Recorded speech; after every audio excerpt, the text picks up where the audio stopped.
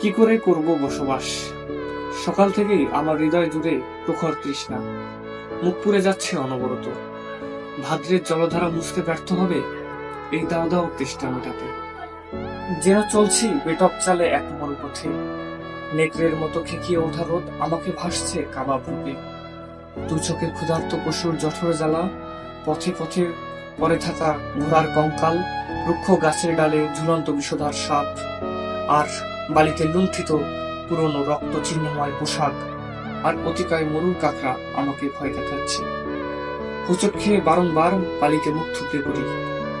আমার চোখের তৃষ্ণা আর বুকের তেষ্টা একযোগে আর্তনাদ করে মরু নদীর মতো। আজ তোমাকে দেখার সঙ্গেই হৃদয় জুড়ে ছাপিয়ে ওঠে তৃষ্ণা নিবারণী জলময়তা। আমাদের দুজনের দুটি হাত পরস্পর চুম্বন ধারায় ভাসতে থাকে কিছুক্ষণ। আমার মুখাবের আনন্দশ্বাসের যাত্রা দেখে তুমি মুগ্ধ হলে। কয়েক মিনিট পরেই আমার মুখের বিষণ্ণতার উকিঝুঁকি দেখে তোমাকে স্পর্শ করে মন খারাপের নীলাভ আঙুল। তুমি আমার বিষণ্ণতার উৎস জানতে চাইলে আমি আমার নিজের অসুস্থতার কপট উচ্চারণ করি।